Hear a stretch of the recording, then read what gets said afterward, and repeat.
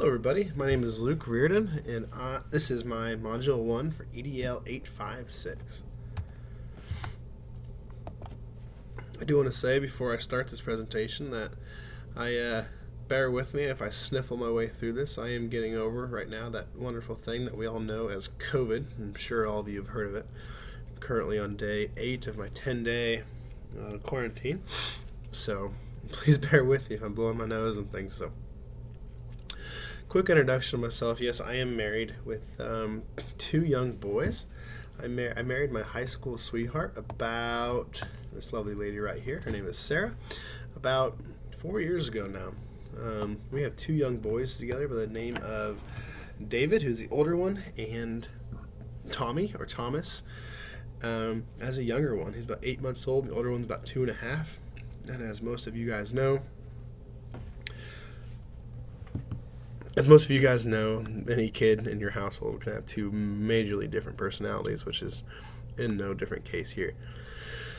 Second, guys, I love anything outside. I used to elaborate that a little more, but it kind of came down to that. I love hunting and fishing and just being outside, hunting mushrooms, whatever it is, anything outside. There's a fish I caught this past summer, which is currently a new personal best for myself. On the right-hand side, just to show I'll pretty much do anything outside. I never played it in my life, but I somehow got roped into playing lacrosse in college. And I like to say that I played a college sport, but when I played it was a club. And then my last year, it was a varsity sport, so they were able to recruit, which meant I did not get much playing time, but I still get to say that I played a college sport, I guess. Here on the left side, that is where I currently am teaching and where I grew up, which is a perfect leeway into the next slide here. So, how I got to where I'm at today. I went to school at Sacred Heart in Salina, Kansas, but I grew up about a mile south of Solomon, Solomon USD 393, the Gorillas, and that is again where I currently teach and coach and spend the majority of my days. Picture down here, Benedictine, that is where I went to college. I went to college in Benedictine. It was a town about 45 minutes north of Kansas City, right along the Missouri River. It is a town called Atchison, Kansas. Loved my 4 years there. Then I moved to Kansas City for a year, and then after I moved back to my hometown and started coaching and teaching here in Solomon. Picture to the right, what I'm proud of. I took my boys and we won the whole it was about as big as a tournament can get in junior high sports, and we won that sucker a couple years ago. Last year we also won down here to the left. That was the game we won the league championship in football as well. As many of you know, if you coach or teach in a small town, you kind of do everything. So I am a 5 through 8 social studies teacher. I coach junior high football. I am a special teams coach for high school football. I coach junior high football, or junior high basketball, and then I coach junior high and high school track as well. So, getting out of me and going into this presentation here, forms of the communication that we use here in Solomon, and I think Solomon does a very, very good job about communicating with the community.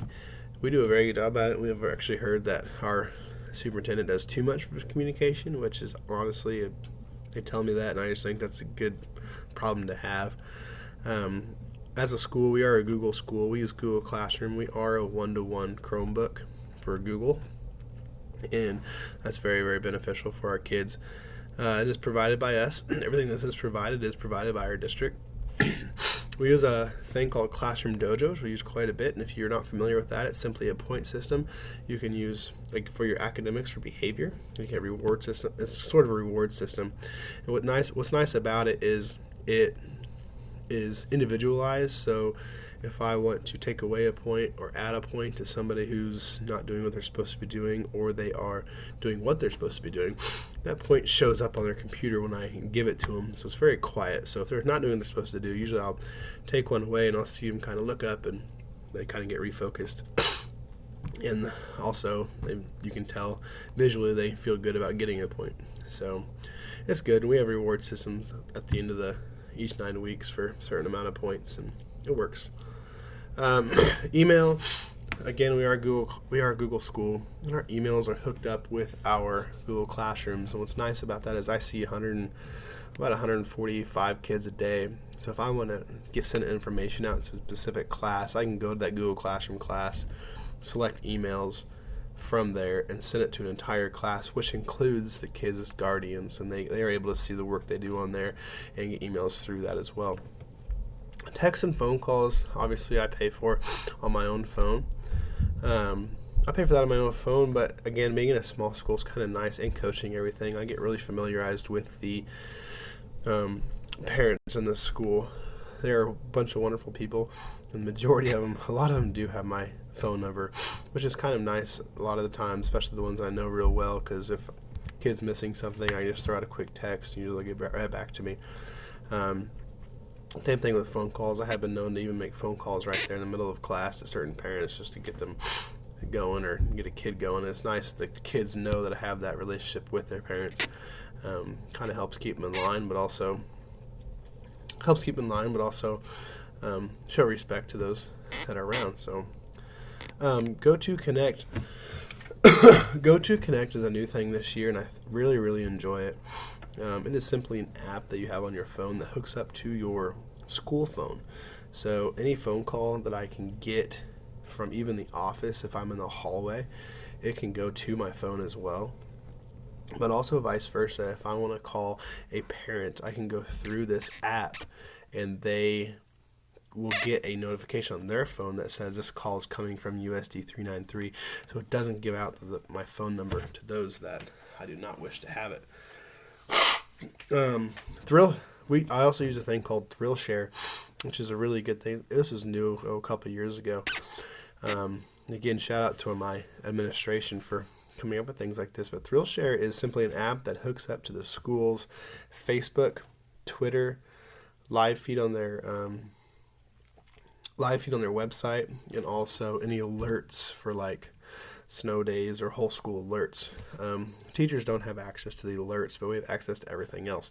So if we want to thrill share out something like just something cool that's going on in our classroom, or let's say a cancellation for a football practice or a change of times, it goes out to Twitter, Facebook, and the live feed on our website. So people don't find things or don't see things. You can kind of put it back on them because we thrill share all the time. What I really like about when I jump on like my Facebook page, every single teacher in our school has access to thrill share, so I can see things that are happening from pre-K all the way up to seniors in high school, because we are a pre-K-12 school. So there might be about 10 updates a day on Facebook about what's going on. So it's kind of cool to keep the community communicated like that. We are encouraged to do Facebook Lives. I'll do one every now and then, but not a whole lot. But our admin are very good about doing one. They do one a week. Just about what's going on at our school, what to look for. Recently, it's been a lot of COVID updates, or just scores, or what athletic events are coming up, or just what to look for, which is good. And TeamSnap. TeamSnap's also provided by our school, and I really enjoyed this when I first got here. It is simply a app for coaches where you can it's basically like a Facebook page for your athletic event. But what also you can do with it is send out messages to just your team, just your players' parents and your team. But it's kind of like GoToConnect, where I can send out a TeamSnap, and it gives me a TeamSnap number that it has no association with my actual phone number. So it keeps that communication flowing, but keeps the personal aspect, like my own personal information, away from the people that I don't want to see it. But you can also put schedules and things of that nature on there as well. So methods that I will be using as a building leader, I will say that this assignment, generally, as any of you have taken any more assignments through this, or courses through this through Hayes, sometimes you catch yourself skimming articles because you're expected to read 20 articles for one assignment, so you don't have that much time. But this one that gave the three articles that we got truly were beneficial in reading, and they're short enough to keep your interest and really kind of focus on. These are the 4 takeaways that I really took for what I want to do here in the future. I'll get to that in a little bit, but I want to elaborate more on my past experiences while demonstrating problem-solving skills within my profession. I'll tell more stories. I would like to leave an impact on, and elaborate on my weaknesses and strengths in regard to my life away from my professional career. Those are all things I like to do as a leader, because personally, I say this later on in my reflection, but we are that bridge between the community and what's going on in our school.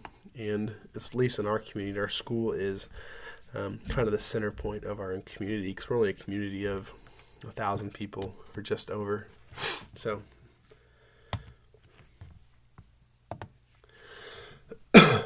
as of right now, there aren't any specific district policies. We currently do not have any policies set in stone.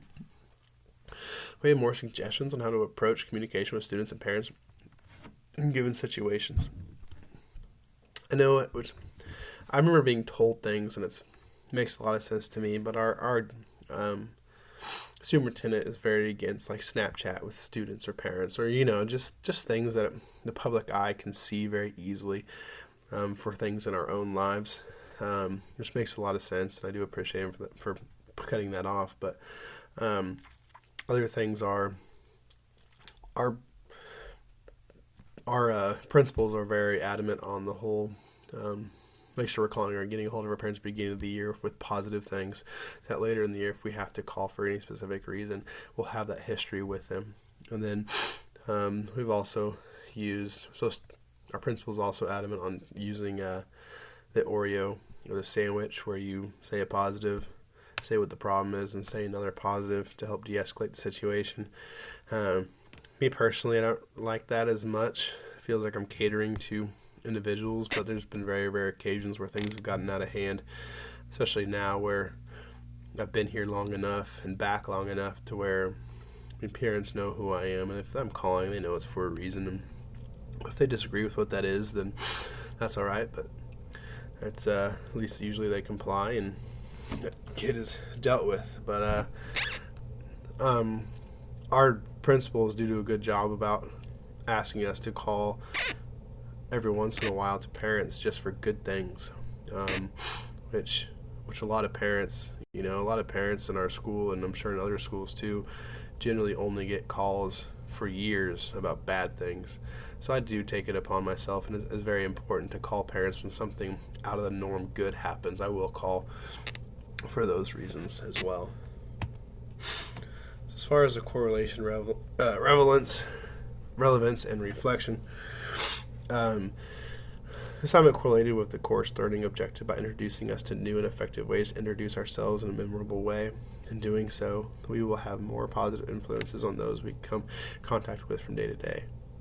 The relevance of this assignment was relevant because as future building leaders, we are the bridge between the community, as I mentioned before, and the people we are overseeing. It is important that we are personable and positive to all around in order to have the better lasting impact on our students. And I truly believe that's the whole reason all of us got into this, was to impact our students in a positive way. And if we lose sight of that as we move up in administration or building leaders, then it kind of all is lost almost. So this time improved my learning by showing me the importance of an introduction. The reflection assignment made me think about past introductions, how awkward it is after the initial what do you do for a living question that gets asked. These tips and tricks from these articles are very helpful, and I'm excited to try them out. This assignment has made me a better educator and future leader. I'm excited to get going with all of you guys, so let's have a good year. You guys all have a good day, and good luck on your future modules.